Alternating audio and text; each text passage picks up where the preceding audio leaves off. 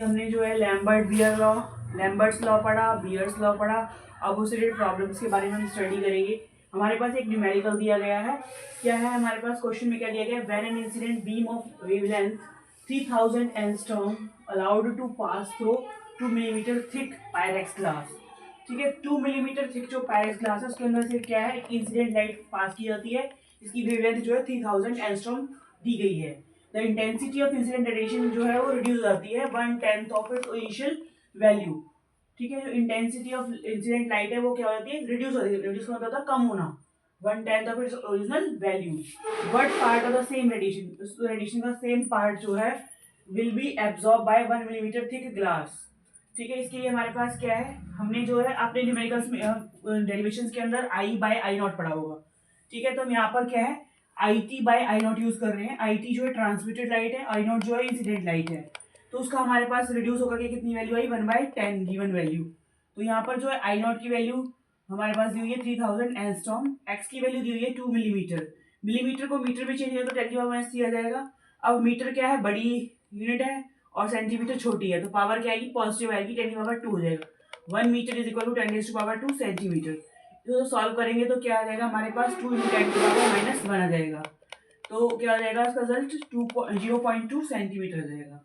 अब हमारे पास Lambert's law क्या कहता है, log I T by I naught is equal to minus का k डैश एक्स। ये हमारे पास एक्सटेंशन कॉफिशिएंट था। उसके बाद x की वैल्यू पुट कर दी हमने। यहाँ से क्या है, आई टी बाई आई नॉट की वैल्यू 1/10 पुट कर दी। अब ये क्या होगा, उल्टा रेसिप्रोकल होकर के आ जाएगा, 10⁻⁻1 हो जाएगा। पावर आगे आ गई, log 10 माइनस का k dash into 0.2 value put कर दी। log 10 की वैल्यू 1 होती है, 1/0.2, k डैश की वैल्यू 0.1/0.2 सॉल्व करने पर 5 आ गया। तो k डैश जो है वो एक कांस्टेंट क्वांटिटी है, तो वो चेंज नहीं होगा। वो सेकंड केस में जब हमने पायरेक्स की जो हमारे पास जो ग्लास है उसकी अगर वैल्यू अगर मैं चेंज करके थिकनेस जो है वो 1 मिलीमीटर कर दी, तो उसमें भी क्या है कि उस कांस्टेंट जो है k डैश वो सेम रहेगा। ठीक है, x की वैल्यू 1 मिलीमीटर का मतलब 0.1 centimetre. log I T by I naught is equal to minus का k dash into x. k dash की वैल्यू पुट कर दी, x की वैल्यू पुट कर दी, तो यहाँ से माइनस का 0.5 आ गया। log I T by I naught is equal to minus का 0.5। अब ये जो लॉग इधर जाएगा तो क्या बन जाएगा, एंटी लॉग बन जाएगा। अभी नेगेटिव पावर का नेगेटिव वैल्यू का एंटी लॉग देखना है, तो उसका रूल क्या होता है, जो पॉइंट से पहले वैल्यू दी हुई है वो क्या होती है, उसमें 1 ऐड हो जाता है, और जो पॉइंट के बाद वाली वैल्यू है उसको 1 में से माइनस कर देंगे। तो इसको 0 में 1 ऐड करेंगे तो 1 आ जाएगा, और 0.5 को 1 में से माइनस करेंगे तो 0.5 आ जाएगा। तो इस पर बार लगा देते हैं, 0.5 आ जाएगा। अब हम क्या करेंगे, जो 1 है इस पर बार लगाए, पावर बन जाएगा 10⁻⁻1। अब 0.5 का मतलब है 0.500। इसका मतलब है 50 का 0 पर एंटी लॉग देखेंगे तो हमारे पास वैल्यू आएगी 3162। तो पॉइंट कहाँ से आएगा, पीछे से 3 डिग्री यहाँ पर लग जाएगा। और 10⁻⁻1 का मतलब क्या होगा, ये जो पॉइंट है वो मूव कर जाएगा राइट टू लेफ्ट, तो 0.3162 हो जाएगा। आई टी की वैल्यू आई नॉट इंटू 0.3162 आ गई।